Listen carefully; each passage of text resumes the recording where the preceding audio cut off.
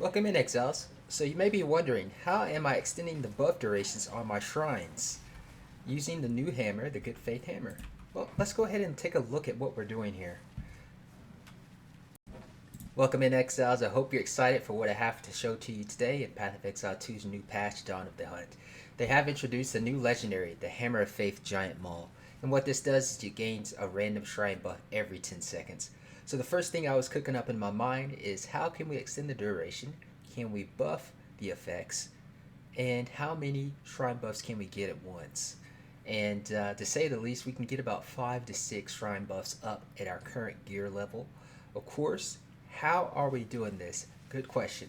And I'm going to show you guys exactly what we're doing here. We're doing some good old self-curse tech. Welcome in, Exiles, and this is pretty cool to find out. And yeah, I just put this together one day. It was like yesterday, last night. I was playing a map that had temporal on it, and I was like, you know what? My shrine buffs are actually lasting a little bit longer. So that got me to thinking, how can I curse myself with temporal chains? And the Shackles of the Wretch is in the game, thankfully, and it's actually pretty good.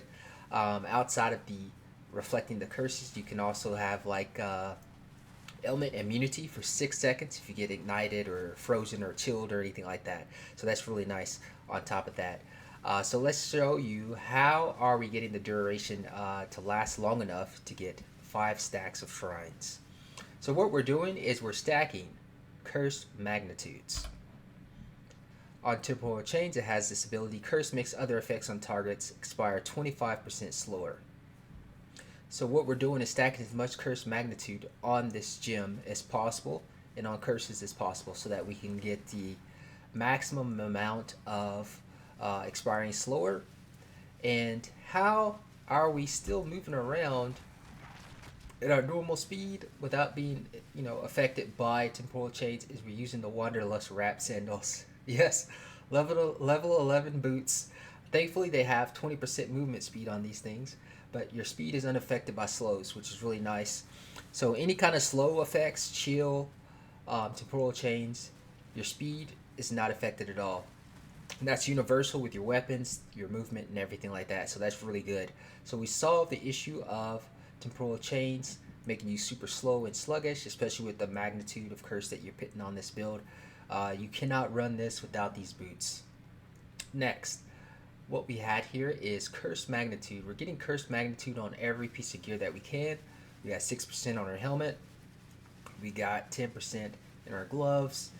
We have some quality in our from the new talismans in our chest that gives us 6 quality total, which adds some more magnitude to our curse.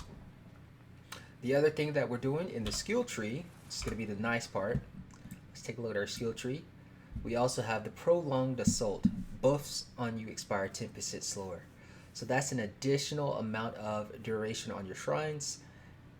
And sadly, skill effect duration does not work. If skill effect duration affected the shrines, we would be able to scale this to have every single shrine buff in the game. I don't know if it's a bug or if it should work with skill effect, but if it did work with skill effect, we could get things like this. Yeah, I mean, it would be pretty insane. We'd be able to have at least 6 to 7 shrine buffs up if we could get skill effect duration to work on the shrine buffs. So next, we use a megalomane or from nothing diamond that gives us the radius of the Whisper of Doom. This allows us to get curse magnitude all down here. Look at this: 6%, 6%, 18%, 10%. Get some additional curse duration so that we can have that last a little bit longer. We also have your curses have 20% increased effect of effect if 50% of the curse duration is gone. So about 10 seconds that starts to kick in, and you're getting another 20% increased effect on your curses. We also use small jewels. You can get 4% curse magnitudes on your jewels.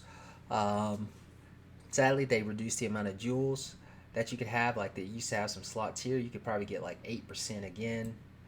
We could get like, if it was the old skill tree, we could get another 8% because those used to have some jewel slots there, but they're gone.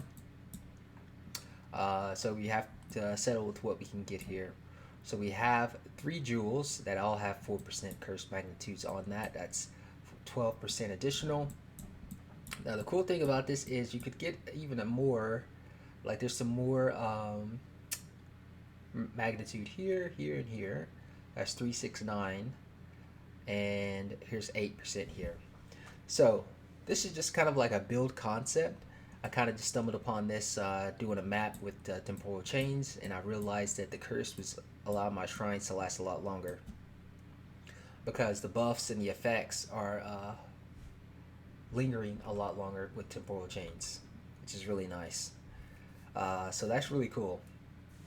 So any effects, including shrine effects, which is really nice. And sadly, the Atlas passive tree is not giving the shrines the extra buff and duration. I'm pretty sure that's a bug. I did put a bug report on GGG's forum because the shrines, you're in a map, you have your shrines. The Atlas says all shrines have 50% buff, effect, and duration, and it only works on when you click a shrine instead of not activating on your shrines when you gain a random shrine. Because it doesn't matter if you click the shrine or gain the shrine.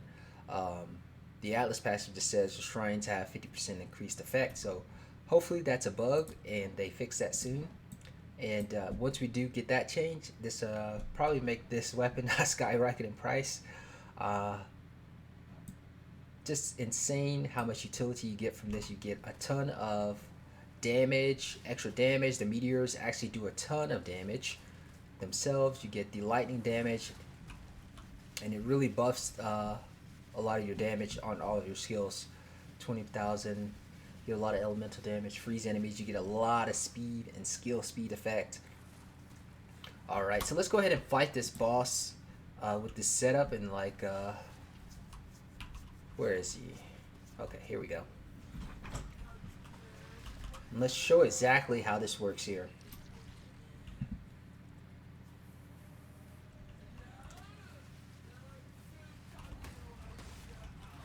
Okay, go ahead and curse the enemy to get the curse on ourselves.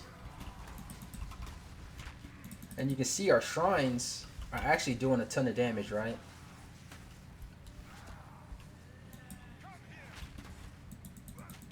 When we get the elemental shrines, they do a ton of damage. And you see we have 4 shrines now.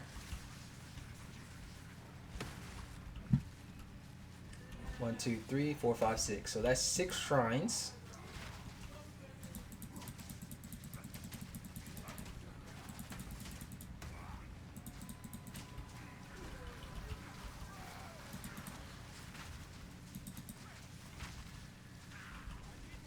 Okay, let our shrines finish them off.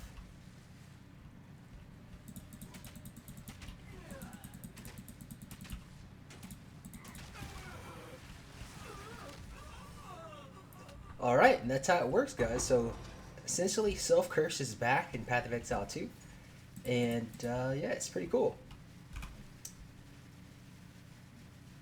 Let me know what you guys think about this build so far. I still have a lot of optimizing to do for the build in general because I'm just playing kind of like a standard warrior bone shatter build. But there are some ideas we could do. Maybe some totems. Maybe you could combine some totems with this. You know, there's a lot of leeway here because my skill tree is just basically for survival. I got a lot of armor stuff, a lot of survivability stuff because I just rely on a lot of bone shatter and the shrines to do a lot of the damage. You do need some attack speed because these maces do have reduced attack speed on these. So getting some attack speed wherever you can is really nice for when you don't have the shrine movement shrine up yet. But when you have the movement shrine, it's like really fast.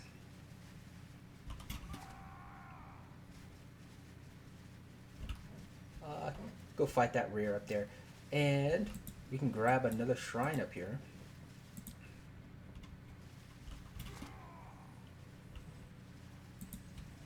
So this does work with shrines that you do click on the map, as you can see.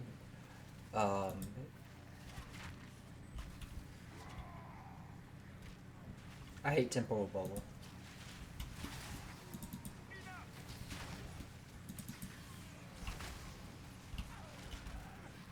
Go ahead and throw a curse on him.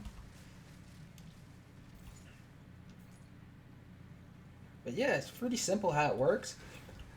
Since we're stacking Curse Magnitude and Reverse Curse is back.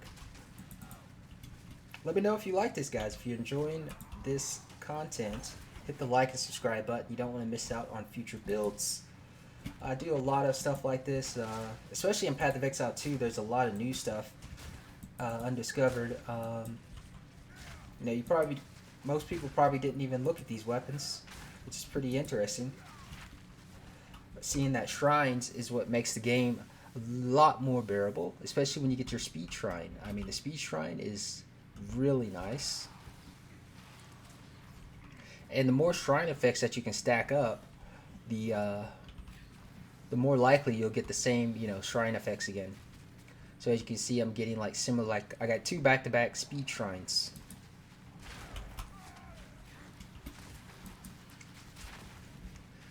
So we're now up to 1, 2, 3, 4, 5. So 1, 2, 3, 4, 5, 6 shrines. So we're always going to have at least, like with our full setup running, we'll always have at least 4 shrines minimum and 5 to 6 when you time your temporal change really nicely. Because you got to let it get to 50% to get that good effect bonus. Now the cool thing about this is also the Chronomancer has another... the Chronomancer has buffs on your expire slower as well, so you could probably get like another 20% on the Chronomancer, and you could probably run 5 to 6 shrine buffs on a Chronomancer with this. But then again, you're using maces and you're starting your skill tree. Probably I think here is Chronomancer right here. So this probably could work on a Chronomancer, and you path down. You'll miss out on a lot of the, like if you're playing a melee build, I don't think a Chronomancer would be optimal. I think the Smith is way better, but the Chronomancer would give you another 20% buffs expire slower. So who knows if it'd be any good. I may make a Chronomancer to test it out just to see what it looks like, see how many shrines you can actually get up. But there we have it, guys. Remember to like and subscribe, and I hope you enjoyed this content, and maybe you'll try this out. It seems to work pretty nicely. I'm up to tier 14, tier 15 maps, and yeah, it's a really nice build. The temporal change itself is a defensive layer because it makes all the monsters attack slower. You're stunning and using Bone Shatter on everything, and you're getting all these shrine buffs, so really nice. Our resistances are pretty high because of the Smith, and yeah, when we get all the buffs that we want, you get rarity, you get enlightened shrines for more experience. As you can see, I'm leveling pretty nicely on this build. I'm not dying a lot because it's the monsters are so slow, you're so tanky, and you stun, bone shatter everything. It's just really blast to play. So we'll be optimizing the skill tree a little bit as we go along. This won't probably be the final skill tree because this is just getting through the campaign. I got through getting through maps, getting all my Atlas points and stuff like that. There's definitely room to change the skill tree as I level up and optimize the build. So copy at your own risk because it's probably going to change in the future. But if you want to start trying the build out, this is the layout of it currently. I'll link the POB in the description just so you can kind of see the skill tree and everything, how it's set up. And until next time, Exiles, peace out.